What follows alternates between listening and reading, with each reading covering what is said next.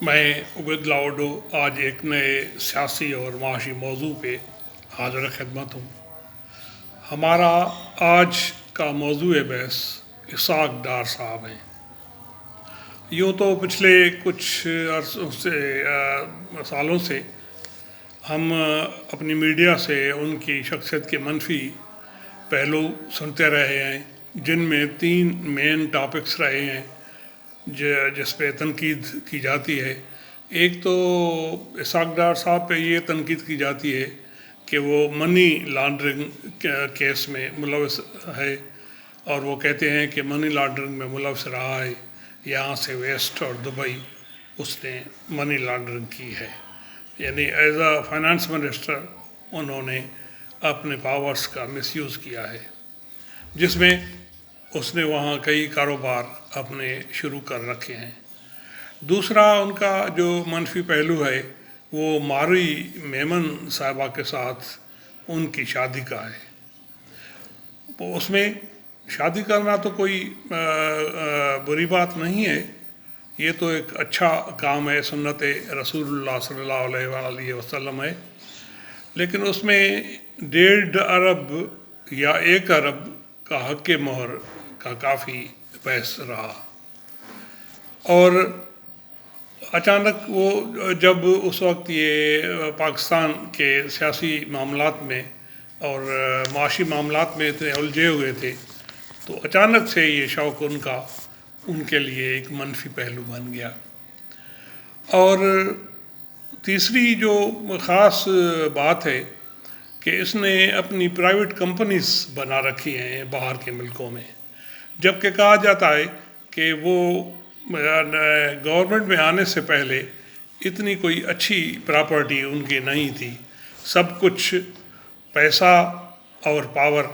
یہ استعمال کر کے انہوں نے یہاں تک رسائی حاصل کی ہے۔ چلو وہ تو ٹھیک ہے، مخالف بھی ان چیزوں کو بڑا چڑھا کر پیش کرتے ہیں، لیکن ان کی سیاسی شخصیت پہ اگر نظر رکھی جائے تو ان کا جو سیاسی کیریئر ہے اس میں وہ ایم پی اے رہے ہیں،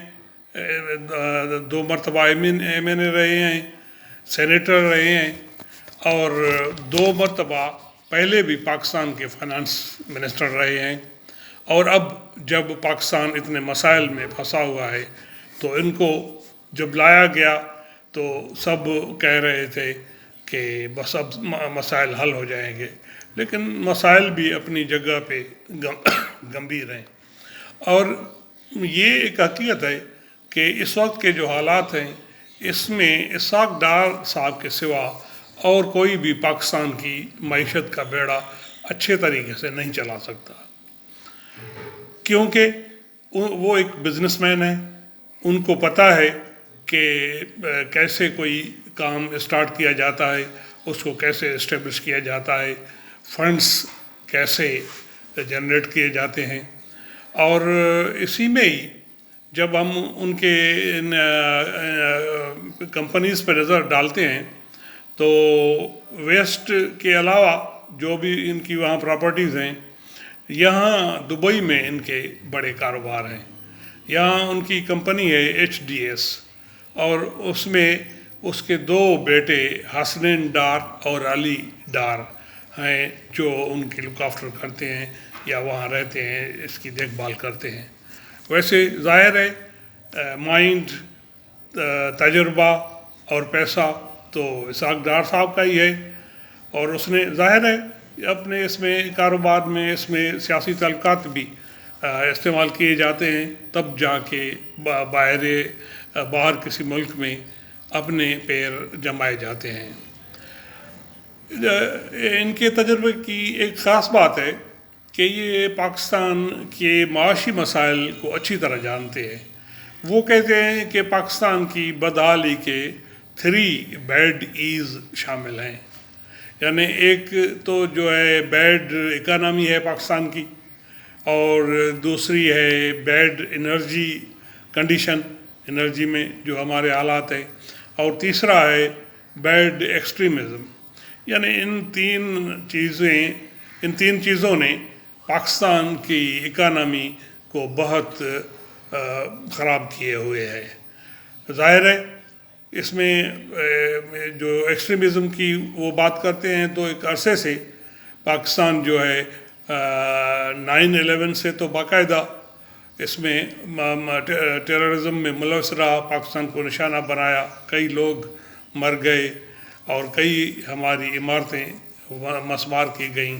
اور وہاں کے خصوصاً ناردرن ایریاز کے پیپل تو نہ صرف تکلیف میں ہیں لیکن وہ یہاں آ کر دوسرے پاکستان کے بڑے شہروں میں پھیل گئے ہیں، جبکہ اب تو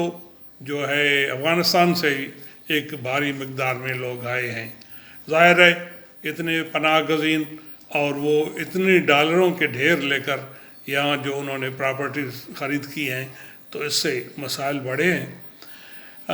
ان کا اگر جو کاروبار ہے اس پہ ایک نظر ڈالی جائے تو دبئی میں ان کا HDS ٹاور ہے جو 29 اسٹوری کمرشل بلڈنگ ہے، اس میں سمال قسم کے، میڈیم قسم کے اور لارج قسم کے اپارٹمنٹس ہیں۔ یہ بھی ظاہر ہے ایک محنت کا کام ہے، ایک ایکسپیرینسڈ مائنڈ ہی اتنا کچھ کر سکتا ہے، اور جس کے پاس پیسہ ہو، اور وہ ماشاءاللہ یہ وہاں جو ہے اچھے سینٹرز بنا کے پھر سیل کرتے ہیں۔ اور ظاہر ہے دبئی تو آج کل جو ہے سب کی نظریں دبئی پر ہیں، اور جلدی میں یہ جو ہے وہاں جو بھی محنت کی جاتی ہے تو وہ سیل بھی ہو جاتی ہیں۔ اس کے علاوہ ان کا دوسرا جو ہے HDS بزنس سینٹر جو 2011 میں کمپلیٹ ہوا تھا، وہ جو ٹاور تھا 29 اسٹوری وہ 2008 میں کمپلیٹ ہوا تھا، اور یہ 2011 میں کمپلیٹ ہوا۔ اور یہ جو ہے نا بلین ڈالرز جو ہے نا کی گیم ہے، اور یہ پراپرٹیز جو ہیں بہت قیمتی ہیں۔ اس کے علاوہ ان کا ایک جو ہے HDS سن اسٹار 10 اسٹوری ریزیڈنشل بلڈنگ ہے جو بھی وہاں دبئی میں ہے،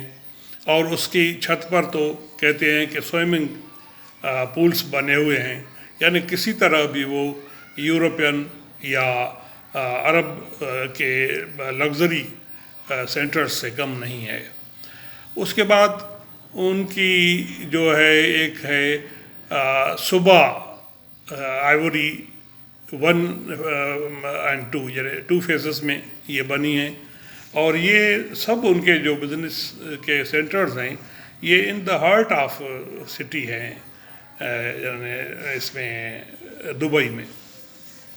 اور یہ وہاں جو خلیفہ ٹاور ہے اس کے بالکل ریچ میں ہیں۔ اس کے علاوہ ان کا ایک جو HDS کا پروجیکٹ ہے وہ ہے جنیرا ٹاور، جس میں جو ان کی کنسٹرکشن تھی کافی تو سیل ہو گئے، لیکن انہوں نے ایک وہاں رکھا ہے ٹیک اے بریک نامی ایک کافی شاپ، جس پہ وہ جو ہیں لوگ جا کر کافی پیتے ہیں، وہ ابھی تک انہوں نے اپنے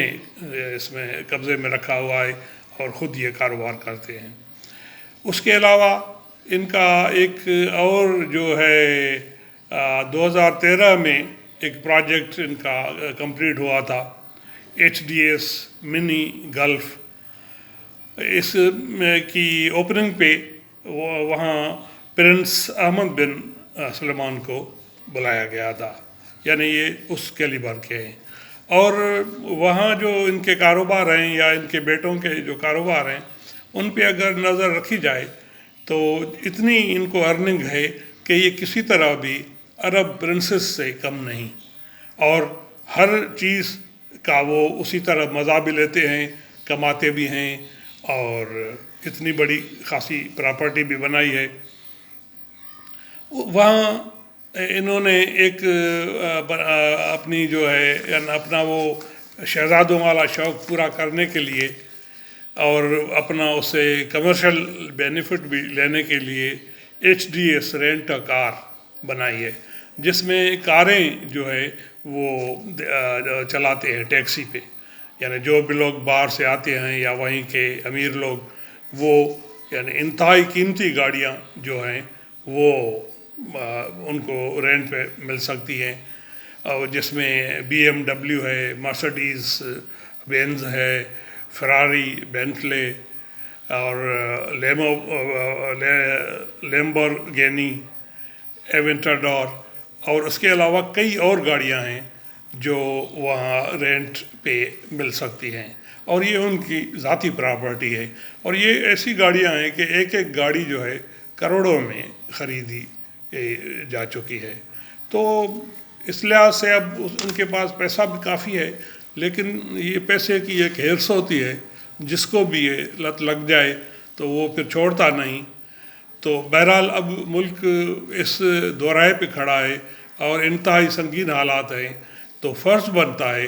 کہ ایسا آدمی جس کے پاس تجربہ ہے، پیسہ ہے، تعلقات ہیں، اور یہ جیسے یہ اپنے کاروبار کامیاب کر سکتے ہیں، اسی طرح اب پاکستان کا بھی یہ بیڑا پار کریں، اور یہ کر سکتے ہیں اور کسی حد تک کر بھی رہے ہیں۔ ابھی آپ نے دیکھا کہ ایک نیا کاریڈور جو رشیا بنا رہا ہے، جو انڈیا، پاکستان اور افغانستان سے پھر یہ مڈل ایسٹ کے ممالک تک یہ ان کا جائے گا، تو اس میں بھی یہ اب کام کر رہے ہیں۔ پیٹرول جو ہے وہ اب رشیا سے لے رہے ہیں، کہتے ہیں کہ اپریل میں شروع ہو جائے گا۔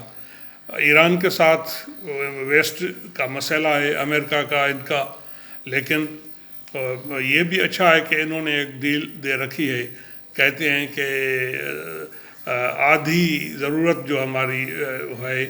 وہ پیٹرول کی ایران سے پوری ہوتی ہے، اسمگل ہو کر کافی شہروں میں آتا ہے۔ بہرحال پھر بھی اتنا جو پیٹرول کا ریٹ ہو گیا ہے یا ڈالر بڑھ گیا ہے، یہ اسحاق ڈار صاحب کے لیے چیلنج ہے، اور وہ ملک کے لیے یہ چیلنج انہوں نے قبول تو کیا ہے اور نبھائیں بھی، اور اسی جذبے سے نبھائیں جس طرح انہوں نے اپنی کمپنیز کو کامیاب کیا ہے۔ اللہ پاک پاکستان کا حامی و ناصر۔